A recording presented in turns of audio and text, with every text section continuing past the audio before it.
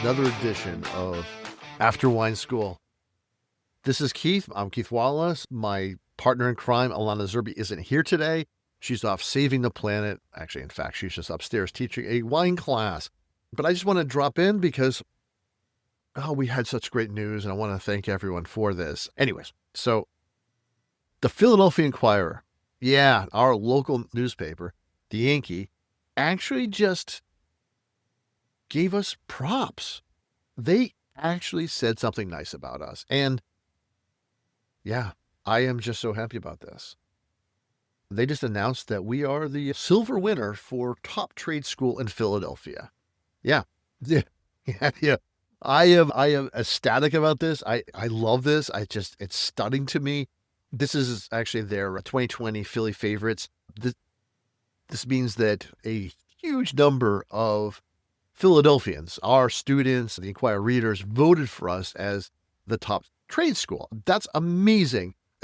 I love having this recognition. I am so thankful to all of you for recognizing us. Thank you. Once again, thank you. Now, I do want to actually pull a couple quotes out. There's an article that goes along with this in the Philly Favorites magazine, and I just love this. So read a few things here. The Wine School of Philadelphia was founded on a premise that was both simple and subversive. Wine education should be open to everyone. Wanted to introduce the sensibility of a liberal arts education where sensory knowledge is valued over outdated traditions. What Wallace built in Philadelphia is a distinctly American answer to a very old problem. Why should wine snobs hold all the power in the wine world? The school's argument, made through 20 plus years of graduates and counting, is that they don't have to. All right, hey, that's a call to arms against snobbery and tired old ways of doing things, if I ever heard it. So yay. And I love it. I love it. The fact that right now, actually, Alanna's upstairs actually doing that very thing. So, well, thanks, everyone. That's awesome. And thanks to the Inquirer, I guess, for once. All right. I love this because us being called a trade school, I think is really important. And because it kind of recognizes what the wine school does. Now, first and foremost, technically, we offer the classes here in Philly, but the real trade school is actually in Vermont. That's the National Wine School that actually authorizes all of our professional sommelier and winemaking and all of our other credentials and all the other certifications we offer go through Vermont. And that's been going on for about the last 10 years. And it's really important because being able to offer professional wine certifications that are recognized by a state government is really important to me, largely because what I think most people don't realize is that the standard, right? What the international standard is just unregulated trade certificates, right? So all the big actors in wine education, they start a corporation, sometimes a nonprofit, and they issue out unregulated trade certificates, which is great and fine, but I am not comfortable with that being the foundation of an education system. Because if you think about it, the wine world, I mean, we're a multi-billion-dollar industry just in the U.S. alone. And for our forward movement and to ensure that certifications are valued and have weight, I really think either federal recognition, which has not happened, and I don't think it may ever happen, but at least state recognition, running education programs through state-recognized, state-accepted programs is really key for our students. I really think that what we do here and what wine education is generally around the country is to give people a way to get into the wine industry without having to have a 4 or a 6-year degree. That shouldn't be the standard because, let's be honest, it's not really required. A winemaker doesn't really need to have a master's degree. What they need is trade certifications. That's what they really need. But I know wine is fancy and no one wants to think of us in the same way as an HVAC technician. but in some ways we kind of are. But I think the underlying structures need to be stronger, and I'm hoping that this recognition from the Inquirer actually may help us get this conversation going a little bit more, as boring as it is. All right, so I want to pivot because something that's been bothering me, something that's really made me sad and over the last couple of weeks is what's been going on in East Coast wineries. And if you haven't heard, we have massive destruction of our vineyards, or at least for the 2026 harvest has been pretty much wiped out across the board in Virginia, Maryland, and Pennsylvania. So really tough. So what happened was, you may all remember this actually, if you were on the East Coast, we had an incredible week of warm weather and late winter, early spring.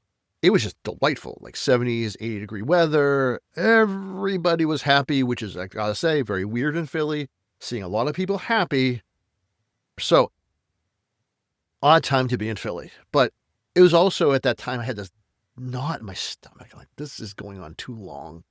Because you have to understand something about vines. So, vines wake up when they have enough sunshine and warmth hitting their dormant cells, right? So vines, like many plants and trees, reserve all their carbohydrates, the things that make them grow underground in their root systems. So that once it starts warming up, once it starts becoming sunny and warm, those carbohydrates are pulled up through their vascular system through their trunk into the buds.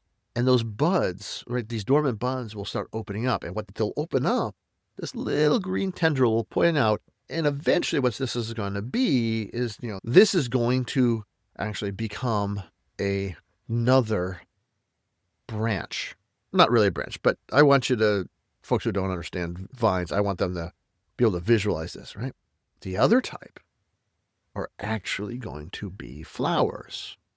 So then you'll have buds that are going to be flowers. And this is the most important ones, because those flowers will turn to grapes, to grape bunches. Now, so if that bud dies, we don't get grapes. All right? So what happened was we have a really, really early bud break. And then we have a freeze. It was around April 20th, 21st, and it was bad. It hit a huge chunk of the East Coast. And we're looking at 80% losses in Pennsylvania in many places. Same with actually in Virginia. And the worst, I think, is Black Ankle Vineyards in Maryland. Now, I love Black Ankle. They've reported 100% bud loss, and that's across 100 acres, and they're estimating that's going to be $10 million in lost revenue. That is brutal. This is, like I point out to my students, winemaking is, a series of choices. And oftentimes, your choices dictate whether people get paid that year or if the company survives. And oftentimes that's just on one or two people.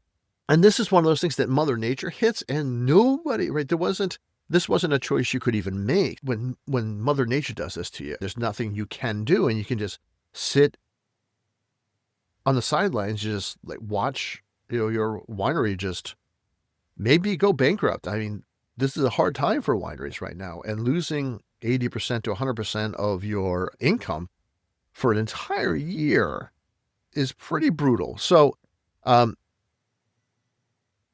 if you're on the East Coast, just reach out to your local wineries, support them as much as you can. They're going to need a lot of our help. And folks like Black Ankle, God, great winery. I hope this doesn't take them down, because the world needs more wineries like that, not less. All right. But this isn't just the East Coast, by the way. This is happening around the world. This year, this happened in Hungary as well, and they had that same really warm, early summer feel, but yet it's actually the end of winter, just weird warm weather.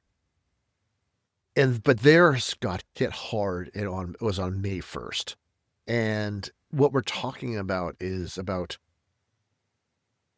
20,000 of roughly 50,000 vineyard hectares that have been affected. And most of this is actually on Hungary's Great Southern Plain. So this is significant.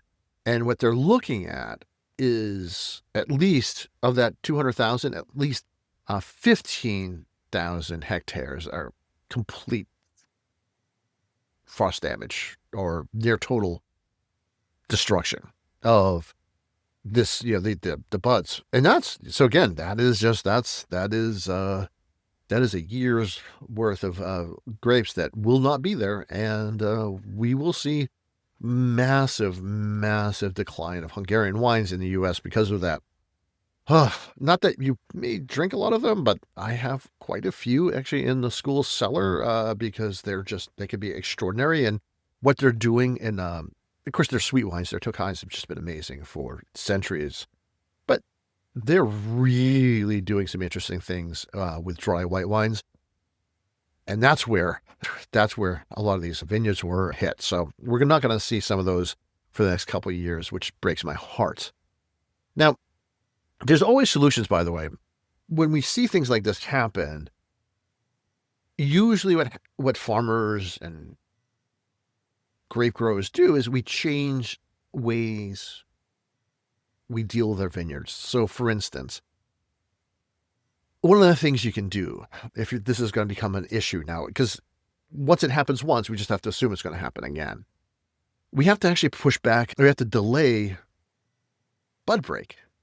And the couple ways we can do that is one, you can actually, if you delay pruning, that works, or actually do a double prune.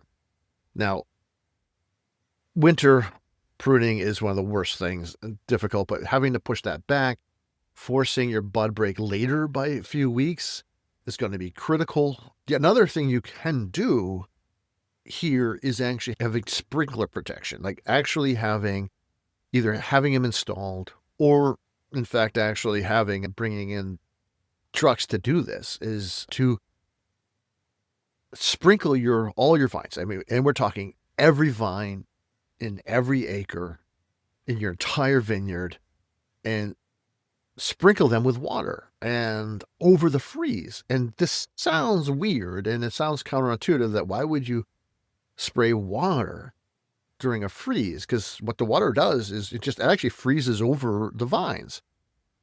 But it does something also very, very interesting. And you have to keep that sprinkler system going. And if you stop at any moment, your vines will die. What happens here is that as it sprinkles and it hits your vine, as it freezes, it releases energy, actually just enough energy to create this little pocket of heat just above the freezing level around your vine and around the buds. And it works extremely, extremely well.